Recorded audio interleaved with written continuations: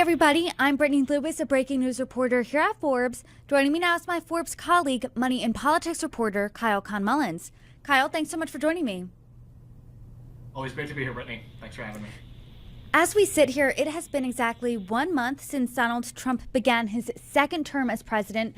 And when you're looking back at the last month, at the past month of the Trump administration's actions, you really can't talk about it without also mentioning Elon Musk. And critics here have said, is this the shadow president? Time magazine even had their cover of Elon Musk behind the Resolute desk.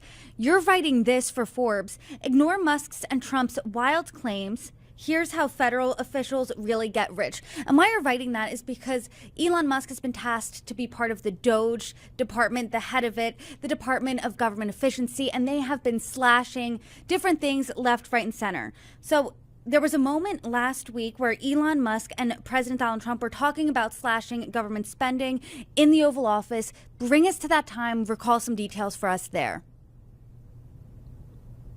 This was kind of an interesting press conference.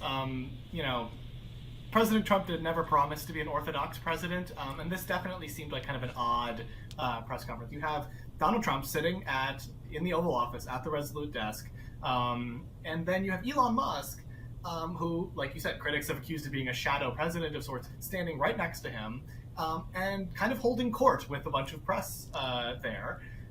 Trump largely quiet for most of this. He asks Elon Musk a couple of questions, but largely Elon's doing all the talking. And then I would be remiss if I didn't add that one of Elon's kids, whose name I'm not going to pronounce, but I think it's just X, I think that's what most people call him, is running around while the press conference is happening, climbing like under the Resolute desk and sitting on Elon's shoulders at points. It was a very odd image. But anyway, you have Elon holding court in the Oval Office. He's got his black dark MAGA hat on, and he's talking about what government efficiency is doing in a lot of various agencies. And one of those agencies that the DOGE department has really taken aim at is USAID. And Elon Musk, during this meeting in the Oval Office, he floated this theory about a USAID employee. Quote, "It just seems to be mysteriously they get wealthy and we don't know why. Where does it come from? And the reality is that they get wealthy at the taxpayer's expense." Is there evidence of federal workers fraudulently getting rich at the taxpayer's expense, like Elon Musk is suggesting here? The short answer here is no. There's really no good evidence of sort of widespread, large-scale graft or corruption at the federal government. The U.S. federal government is actually, for all things considered, somewhat transparent. You can track a lot of this spending online. There's a website called usaspending.gov that you can just go on and look where all the grants went and where all the money is going. And so the short answer is no. And I should note that this is in response to a question that Trump asked him, where he said, "Can you talk a little bit about that woman who walked away with 30 million?" We're going to talk a little bit about who we think he was talking about, but this appears to be a reference to a completely unsubstantiated conspiracy theory that's floating around on X and on Truth Social, and it appears that Trump and Elon, at least at the moment that they were in the Oval Office, had bought into this theory. And you essentially write for Forbes that there are different ways as a federal official that you can get rich and you don't need to scam anyone. This is what you write. There are plenty of ways one can get wealthy with a government salary that are perfectly legal and don't involve skimming funds for yourself. So talk to us about what these are. How did you find government officials getting rich in perfectly legitimate ways? Yeah, Forbes has been tracking government officials and their wealth since before I came to Forbes. We've been doing this since earlier than basically when Trump became president, we started really leaning into this. And I have multiple colleagues on the money and politics team here that have been doing this for a long time. So we did Trump's first cabinet. We did everyone who ran for president in 2020 and in 2024. We did the Supreme Court. We've done Biden's cabinet, and now we're working on Trump's second cabinet. So we really have spread the gamut here. This is not a partisan exercise. We're looking at the wealth of lots of high-level officials who are either seeking public office or who are already in public office. And there's a couple of ways that those people can end up rich. And I'm not saying that there are no ethical questions about any of this stuff, but it doesn't look like it's happening by them simply skimming off the top of government contracts. So the way this typically works, and I'm just going to quickly run through the buckets and then we can get into more detail. First and most common thing is you get rich between government jobs. So, for example, maybe you serve in one administration, then, another party comes into power, so you leave government, you go work in the private sector for a little bit, you work at a think tank, you write a book, you do some speeches, all this kind of stuff, the classic politician stuff. And then the next time your party is in power, you go back into the federal government, maybe in a different position, maybe the same one you had before, significantly wealthier. Second thing, you marry well. Lots of people in DC have spouses who make more money than them. Third option, you inherit money. That's the oldest money-making trick in the book, is just have rich parents. And the fourth option is you make money before you go into government, and then that money can grow while you're in government, thanks to the magic of compound interest and deferred compensation and all these types of things. And we're going to talk about some examples of who fits into what buckets here, because it goes across party lines. It transcends party lines here. But I want to talk about who you think that USAID employee was that Donald Trump was asking about, that $30 million. You said it was likely Samantha Power. Who is that? It looks like it is Samantha Power, based on the 30 million figure that he threw out, and based on the conspiracies that we were able to find that were going around online. Samantha Power, longtime journalist and scholar. She served as in the Obama administration in the State Department, and then as his UN ambassador. That was her highest level position. When Trump won in 2016, she left government, and she took a job at Harvard. She gave speeches. She wrote books. All the classic government official stuff. And then when Biden was elected in 2020, she came in 2021 as the head of his USAID. And USAID, just for anyone who doesn't know, is the U.S.'s foreign aid office. It basically administers lots of programs around the world, gives out grants to programs around the world. A lot are based on like public health measures, that kind of thing. But there's a whole variety of things that USAID does. And that's one of the agencies that Elon Musk has sought to dismantle. But the reason why we're so interested in Samantha Power is because she is actually fairly wealthy. And part of that is probably that she's married to a very famous Harvard economist and professor. He's written a bajillion books. His name is Cass Sunstein. And so a lot of that money probably his, though it's a little hard to narrow down on the disclosures. But the other thing is, she made plenty of money while she was out of office, between the Obama administration and the Biden administration. And when she came into office, I have the record here, and I just want to quote it to make sure I get the numbers right. When she came into office as USAID administrator in 2021, she declared a range of $9.7 million to $26.7 million in assets, and this is all sort of in cash and investments. And then in her final disclosure in 2024, so this is after serving multiple years in USAID, she declared a range of $10.5 million to $28.2 million. That's a marginal increase, but we should keep in note the stock market was up like 80% or something over that time, if not more. So we didn't really see a big jump in her net worth. It didn't really change. There's no evidence whatsoever that money, that she was making additional money through graft or corruption or anything like that. So she essentially fits into two of your four buckets: the make money between government jobs and the marrying well. And based on where you're seeing that jump of the net worth, you're saying there is not evidence that she exploited taxpayer dollars at all.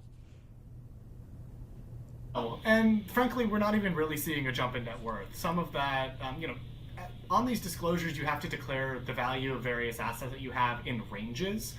So some of this could just be very small changes on things that, they crossed over from the $100,000 to $250,000 bucket to the $250,000 to $500,000 bucket. And maybe it only went up $2,000 or $3,000, but it's crossed over into the next sort of range. And so that's what makes it a little bit difficult to narrow these things down. But again, we would expect significantly more movement. Frankly, I would have expected more movement than we even see on this disclosure over 4 years when the stock market's doing quite well, and we just didn't see that. So what that tells you is there's no evidence that she increased her wealth, not dramatically, really not much at all, while she was USAID administrator. Let's talk about these categories that Forbes has that talk about how government employees make more money than their salaries would suggest. So aside from Samantha Power, who was in that revolving door, meaning they make money between their government jobs? Sure. This is a particularly popular option. You see this a lot in Washington. I think a great example, Joe Biden, right? He was known as middle-class Joe. He was frequently one of the least wealthy members of the Senate. Despite decades in the Senate, he left office and he made like $11 million in 2017. I mean, it was enormous after he left the vice presidency. just his wealth skyrocketed. He did so by, again, that's giving speeches, writing books. He got a Plum professorship at University of Pennsylvania, all this kind of stuff. Hillary Clinton did the same thing between when she left her initial office as First Lady and when she ran for president in 2016, and she did have some time in government in there. She and her husband Bill made something like $240 million, Forbes estimates.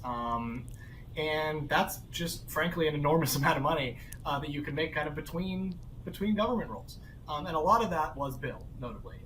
She was in government. She was a senator for part of that time. She was a Secretary of State for part of that time. But some of that money was her as well. I know that this was a popular option between Obama-era officials to Biden-era officials. So who are some of these people? Yeah, there's a couple of examples there. You've got folks like Janet Yellen, who became Secretary of Treasury under Biden. She left office, gave speeches, wrote a book, all that kind of stuff. You have Antony Blinken, who served as Secretary of State under Biden. When he left the Obama administration, he founded a consulting firm, an advisory firm that helped leverage that government experience. He had clients like Uber and Blackstone. Defense Secretary Lloyd Austin, he joined corporate boards. These are all kind of common things that politicians do between when they leave office and when they join office again. But this is not just Obama, Biden folks. You also have Republican officials that do the same thing. Bill Barr was Attorney General under George H.W. Bush back in the 90s. He left. He had a long career at Verizon after that, made millions of dollars there, and then turned around and became Attorney General under the Trump administration. Alex Azar, similar gig, served in the George W. Bush administration, left, went to work at pharmaceutical companies, came back, and served as Health and Human Services Secretary under Trump. You mentioned that the next one here is a popular option in D.C., and that is marrying well. So who out there is benefiting from their spouse's net worth?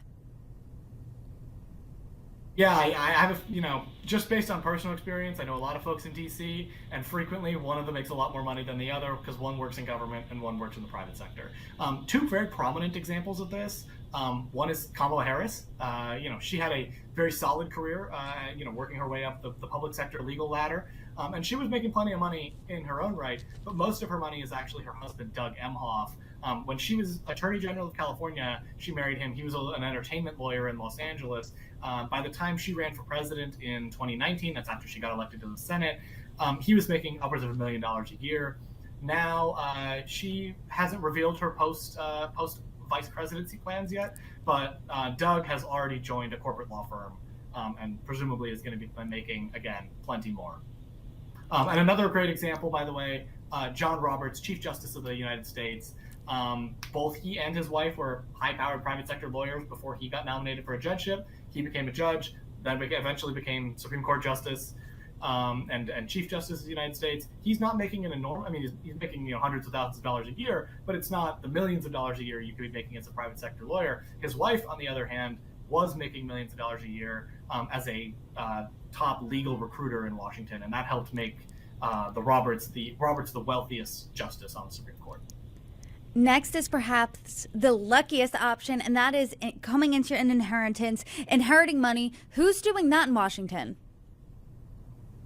A couple of examples there include, you got Merrick Garland, who was originally nominated to be a Supreme Court justice, but the Senate rejected him. He eventually became Attorney General under Joe Biden. He married into a family that ended up having a lot of money, so it's kind of in two buckets here. But he and his wife received multiple transfers of wealth over the years from his in-laws, essentially.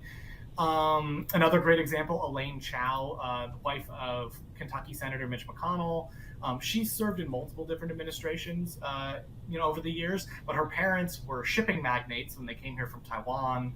And when I think it was her mother died in 2000, I want to make sure I get the year right here.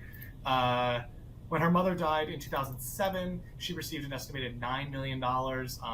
Their net worth looked like it was about $20 million in 2019, so that's about a decade later. She worked in the private sector during that time, but they had a huge boon come in from that initial inheritance in 2009. And then finally, who had a good run in the private sector? Who was making all of their cash then, and then went public, joined the public sector, and took a government job there? So yeah, I mean, there's a couple of very prominent examples here. One might think of Donald Trump as one example, made his billions in the private sector. Of course, he also inherited plenty. So again, you have people who span multiple buckets here. You could also think of folks like Mike Bloomberg or Tom Steyer. These are both Democratic-leaning billionaires. They ran for president in 2020. One of the bonuses of making your money before you run for public office is that then you can spend that money to gain public office. They both dropped an enormous amount of money in the Democratic primary in 2020 and then ultimately did not win. Other folks that have made money before taking government jobs, they don't have to necessarily be billionaires. They don't necessarily have to be running for president. But you have folks like Howard Lutnick. He's the Secretary of Commerce in the current Trump administration. I think he was just confirmed, if I remember correctly, or was about to be. He is a billionaire. He made his money in the private sector on Wall Street. Same thing with Wilbur Ross, Trump's first Secretary of Commerce. He claimed to be a billionaire. Forbes later revealed that he was not actually a billionaire. But he also made his money on Wall Street before joining the Trump administration. Well, Kyle, per usual, I appreciate your reporting. Thanks so much for joining me. Always great to talk money and politics, Brittany. Thanks again.